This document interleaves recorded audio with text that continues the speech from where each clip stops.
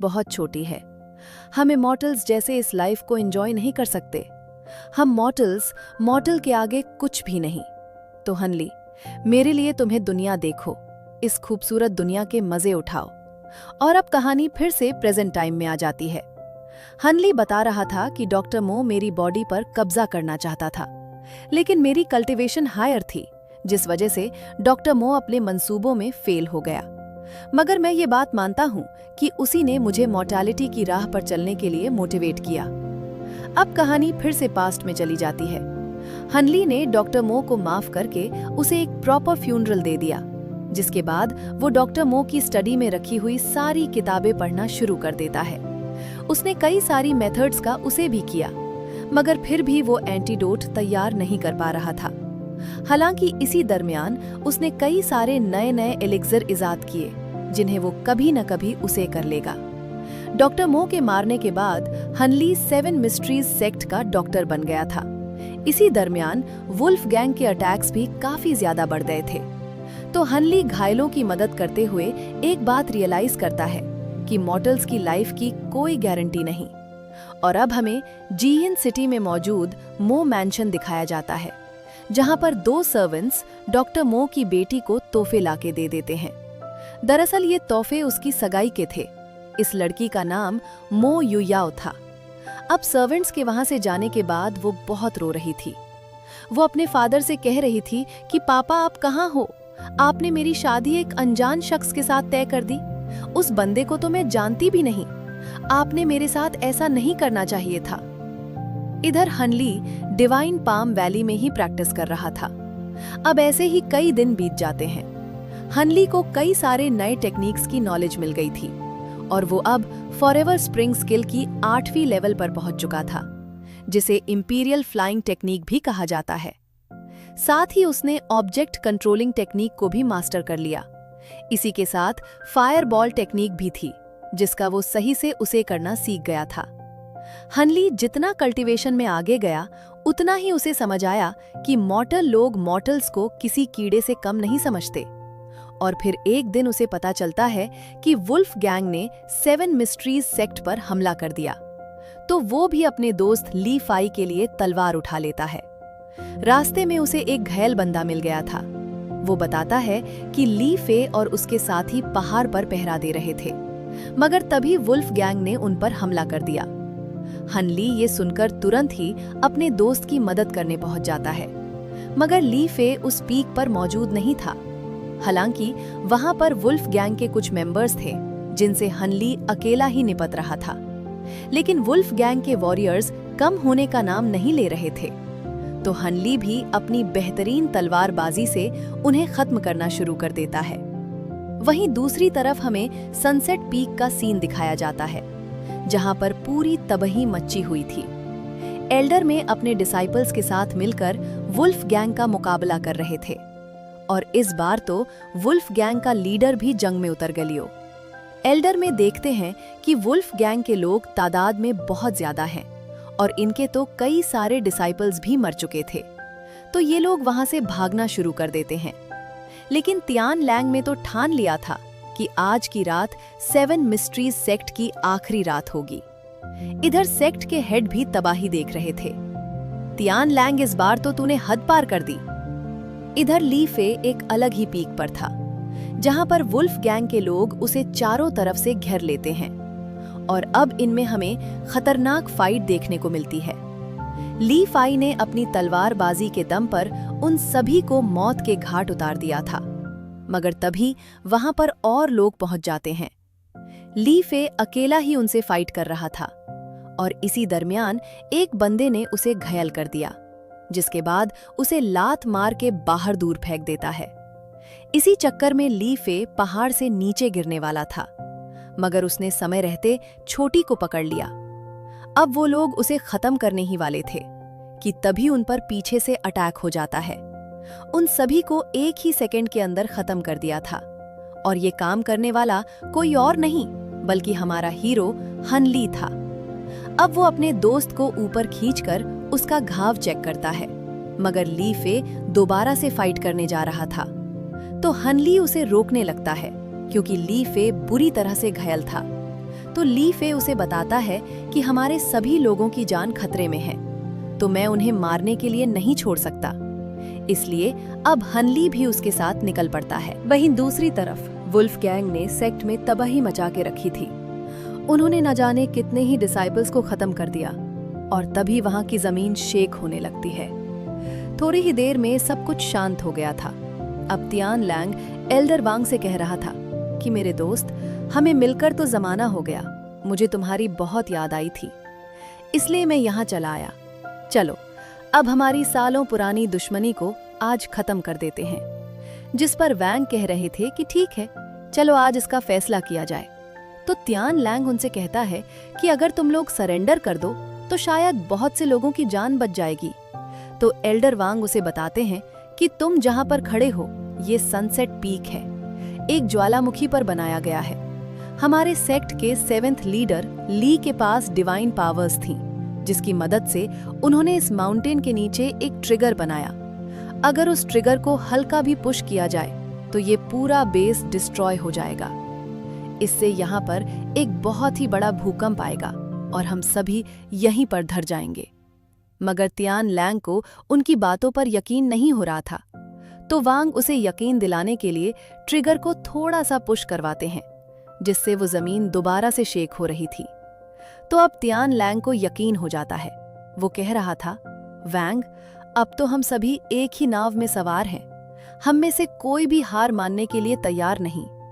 जिस पर वैंग कहते हैं कि इस जंग को खत्म करने का एक और रास्ता है, हम ड्यूअल चैलेंज कर सकते हैं, हम दोनों एक डेथ कॉन्ट्रैक्ट साइन करेंगे। तो तियान लैंग भी इसमें राजी हो गया था। इधर ली फे हान ली से कहता है कि वुल्फ गैंग हम पर भारी पड़ गई, इसलिए हमारे लीडर ये कॉन्ट्रैक्ट साइन कर रहे हैं। वो बस हमारे डिसाइपल्स को बचाना चाहते हैं, मगर पता नहीं कि तियान लैंग कॉन्ट्रैक्ट की शर्तों पर खरा उतरेगा। अब एल्डर वैंग सबको बताते हैं कि इस कॉन्ट्रैक्ट के तहत अगर वुल्फ गैंग का लीडर हार जाता है तो वो अपनी गैंग को लेकर चुपचाप यहाँ से चला जाएगा, और अगर हम हार गए तो हम सभी को उनके आगे सरेंडर करना होगा। तो अब इन दोनों की तरफ से एक एक वॉरियर सामने आ जाता है। 7 मिस्ट्रीज सेक्ट की तरफ से मास्टर चांग सामने आ गए थे। हान ली बताता है कि ये बंदा मार्शल आर्ट में बेस्ट है और ये हमारे एल्डर के मास्टर हैं। शायद यही हमारे एल्डर वैंग की आखिरी उम्मीद है। इधर तियान लैंग की तरफ से एक बोन वॉरियर सामने आ गया था।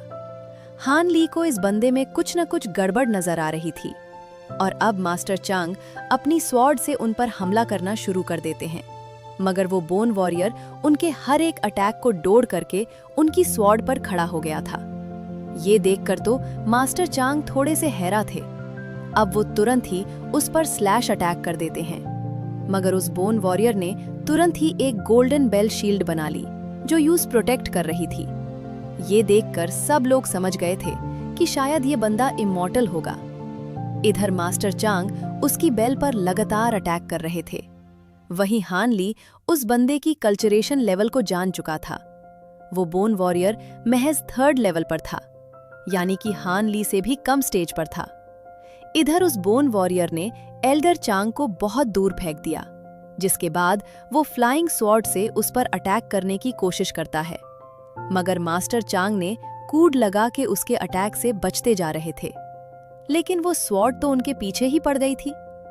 इधर हान ली समझ जाता है कि इस बोन वॉरियर ने फ्लाइंग स्वॉर्ड टेलीकिनेसिस का यूज किया है, और फाइनली उस बोन वॉरियर ने एल्डर चांग को खत्म कर दिया था, जिसके बाद वो सभी को फाइट के लिए चैलेंज कर रहा था। इनफैक्ट उसमें अपनी फ्लाइंग स्वॉर्ड भी इन लोगों को डराने के लिए रिलीज कर दी थी, मगर हान ली उससे कहता है ये डरने वाला नहीं है। वो तुरंत ही उस फ्लाइंग स्वॉर्ड को अपनी पावर से पकड़ लेता है। अब वहां मौजूद सभी लोग हान ली की पावर्स देखकर थोड़ा सा शॉक हो गए थे, क्योंकि सभी को बस यही लगता था कि हान ली बस एक डॉक्टर है। इधर वो बोन वॉरियर हान ली को ग्रीट करके बताता है कि वो जिन लिंग का डिसाइपल है। वो कह रहा था कि तुम एक पावरफुल कल्टीवेटर हो और इस सेक्ट से तुम्हारा कोई लेना देना नहीं, तो क्यों ना तुम हमसे हाथ मिला लो। देखो, अगर तुम हमारे साथ काम करोगे तो हमारे वुल्फ गैंग के लीडर तुम्हें बहुत अच्छा रिवॉर्ड देंगे। जिस पर हान ली कहता है कि आप तो मुझसे पहली बार मिले हो, मगर फिर भी मुझे रिवॉर्ड देने का सोच रहे हो। उसके लिए आपका बहुत बहुत शुक्रिया। मैं वुल्फ गैंग के साथ हाथ मिलाने को तैयार हूँ। खैर, आपका ही टैलेंट जमा रख लीजिए। तो बोन वॉरियर तुरंत ही अपनी शील्ड हटाकर बाहर आ जाता है, मगर ये तो हनली की एक चाल थी। वो तुरंत ही उसे ब्लास्ट कर देता है। दरअसल वो बोन वॉरियर एक डेविल था जो आग लगते ही ब्लास्ट हो जाता है। अब हान ली त्यान लैंग से कहता है कि जल्दी से अपने लोग लेके यहाँ से दफा हो जाओ, मगर वो अपने प्रॉमिस से मुकर गया था। वो कह रहा था कि मैं तुम लोगों को मारने आया था, तो ऐसे खाली हाथ कैसे जा सकता हूँ। जिसके बाद वहां पर दोबारा से फाइट शुरू हो गई थी। वोल्फ गैंग ने इन लोगों पर तीर बरसाना शुरू कर दिया था। हान ली देखता है कि त्यान लैंग की वजह से कई सारे लोग मारे गए हैं। वो कहता है, त्यान लैंग, मैं तुम्हें 2 ऑप्शंस देता हूँ। एक तो तुम खुद को मार दो, या फिर मैं तुम्हें खत्म कर दूंगा। चाहे कोई भी ऑप्शन चुनो, आज तो तुम्हें मरना ही होगा। जिस पर त्यान लैंग कहता है कि मैं 3rd ऑप्शन चुनता हूँ, मैं खुद ही तुम्हें खत्म कर दूंगा। जिसके बाद वो सीधा हान ली पर अटैक करने चला जाता है, मगर हान ली तुरंत ही पीछे हट चुका था। त्यान लैंग उसे इधर उधर ढूंढ रहा था और तभी हान ली फ्लाइंग करते हुए आके उसकी गर्दन दबाकर उसे जमीन पर पटक देता है। उसने एक ही झटके में त्यान लैंग का काम तमाम कर दिया था। ये देखकर वहां मौजूद सभी लोग शॉक हो जाते हैं। उन सभी को हान ली से डर लग रहा था। इनफैक्ट उसके सेक्ट के लोग ही उसका ये रूप देख के डर गए थे। अब अगले दिन हान ली ली फे से मिलने जाता है। सबसे पहले तो उसकी इंजरी चेक कर रहा था, मगर ली फे उससे पूछता है कि भाई तुम कल्टीवेटर कब बन गए। जिस पर हान ली कह रहा था कि इससे कोई फर्क नहीं पड़ता, मैं पहले जैसा था वैसे ही हूँ। इस बात पर ली फे कहता है कि हाँ यार, तुम में तो जरा सा भी घमंड नहीं है। जिसके बाद वो जैक के बारे में पूछ रहा था, तो हान ली उसे झूठ बोलता है। वो कह रहा था कि जैक अपने घर जा चुका है और वो वहां पर काफी खुशलश भी है। जिसके बाद वो ली फे को एनर्जी रीस्टोर एलिक्सर और एसेंस एक्सट्रैक्शन पिल के इफेक्ट को सप्रेस करने का फॉर्मूला दे देता है। ये सब देखकर ली फे समझ गया था कि हान ली अब यहाँ से जाने वाला है, जिससे वो काफी मायूस हो गया था। हान ली उसे बताता है कि पिछली रात यहाँ पर जो कुछ भी हुआ, उसके बाद मैं यहाँ पर नहीं फर्म रह सकता। जिस पर ली फे कह रहा था कि तुमने दूसरों की बातों पर ज्यादा ध्यान नहीं देना चाहिए। तुमने हम सबकी जान बचाई है, तुम हमेशा मेरे खास दोस्त रहोगे। ये सब सुनकर हान ली भी अब इमोशनल हो गया था। हान ली ने कहा कि ली फे, तुमने ये डैगर मुझे दिया था और ये मेरे लिए गुड लक लेके आया, लेकिन आज मैं ये तुम्हें वापस कर रहा हूँ, इस उम्मीद में कि तुम ही मेरी निशानी समझ के अपने पास रखोगे। चलो अब मुझे जाना होगा। इतना कहकर वो अपने दोस्त को गले लगा लेता है। वो अब काफी ज्यादा इमोशनल हो गया था, इसलिए वो जल्दी से रूम से बाहर आ जाता है। ली फे उससे कह रहा था कि मेरे दोस्त, तुम बस कल्चरेशन पर फोकस करो और तुम्हारी फैमिली का मैं पूरा ख्याल रखूंगा। तो इस तरह से हान ली अपनी कल्टीवेशन की जर्नी पर निकल पड़ा था। वो जैक को भी अपने साथ ले जाता है, जिसके एक साइड में इमॉर्टल और दूसरी साइड पर येलो मैजिक वैली लिखा हुआ था। हान ली को डाउट था कि इस टोकन में कोई सीक्रेट है, इसलिए वो उसे अपने पास संभाल कर रख लेता है। अब ये लोग डॉक्टर मो के शहर पहुंच गए थे। वहां पर हम डॉक्टर मो की बेटी को देखते हैं, जो ना चाहते हुए भी शादी के लिए रेडी हो रही थी। हान ली एक होटल के रूम से उस पर नजर रखे हुए था और तभी वहां पर एक वेटर आ जाता है। साथ ही वहां से बारात भी गुजर रही थी। तो हान ली उस वेटर से कहता है कि शायद मो फैमिली में किसी की शादी है। तो वो बंदा उसी पूरी हिस्ट्री ही बताने लगता है। वो कह रहा था कि आपने मो जूरे तो सुना ही होगा, लोग उसे घोस्ट हैंड के नाम से भी जानते थे। वो लगभग 10 साल पहले गायब हो गया था, मगर उसकी फैमिली अभी भी यहीं पर रहती है और उनकी ढेर सारी प्रॉपर्टी है जिसे कई लोग हासिल करना चाहते थे।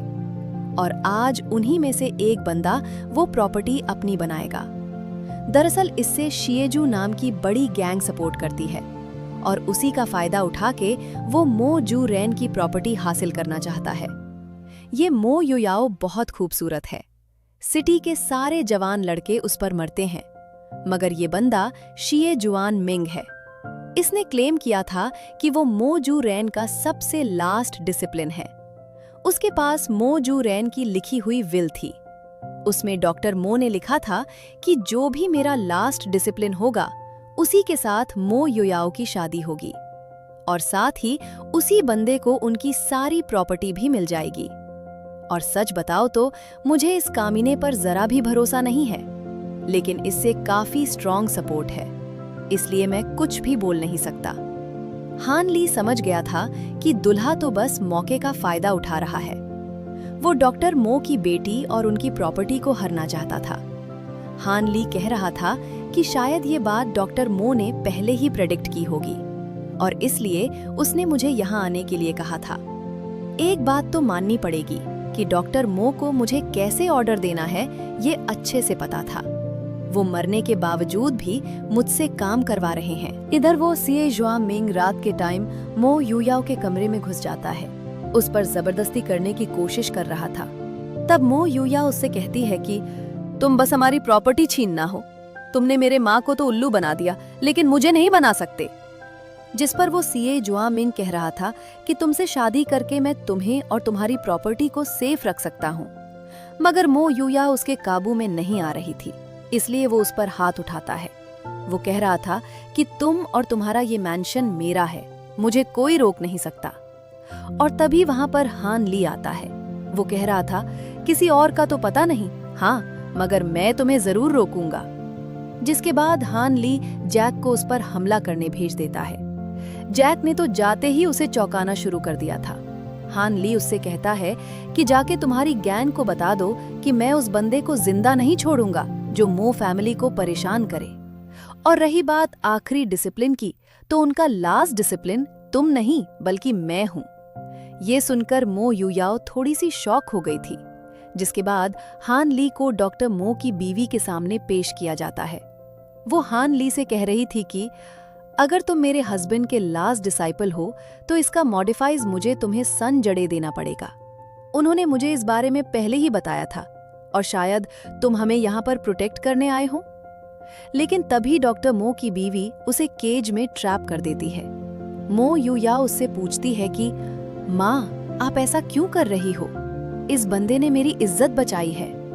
जिस पर वो कहती है, हाँ, लेकिन इसने तुम्हारे बाप को भी मारा है।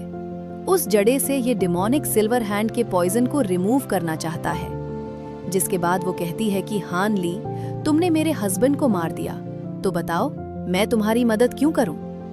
जिस पर हान ली कहता है कि ये सब मैंने खुद को बचाने के लिए किया था। आपके हस्बैंड मेरी स्पिरिट को डिस्ट्रॉय करके मेरी बॉडी को पोजेस करना चाहते थे। जिस पर वो कहती है कि तुम उन्हें घायल भी कर सकते थे, आखिर जान से मारने की क्या जरूरत थी? तो हान ली उसे बताता है कि मैंने उन्हें नहीं बल्कि उन्होंने खुद ही खुद को मार दिया। मगर डॉक्टर मो की बीवी को उसकी बातों पर यकीन नहीं होता। तो हान ली उससे कहता है कि अगर कोई पहाड़ से कूद जाए तो क्या आप उसकी मौत का जिम्मेदार उस पहाड़ को मानोगे? जिस पर वो कह रही थी कि शायद ये बातें भी तुमने। तो दोस्तों, ये वीडियो यहाँ खत्म होता है। उम्मीद है कि आपको एक्सप्लेनेशन पसंद आई होगी। अगर ऐसी और वीडियोस देखना चाहते हैं तो चैनल को सब्सक्राइब करें, वीडियो को लाइक करें और अपने दोस्तों के साथ शेयर करें। आपका सपोर्ट ही मुझे और अच्छी कंटेंट बनाने की प्रेरणा देता है। आपकी कोई सजेशन हो तो कमेंट में जरूर बताएं। मिलते हैं अगले वीडियो में।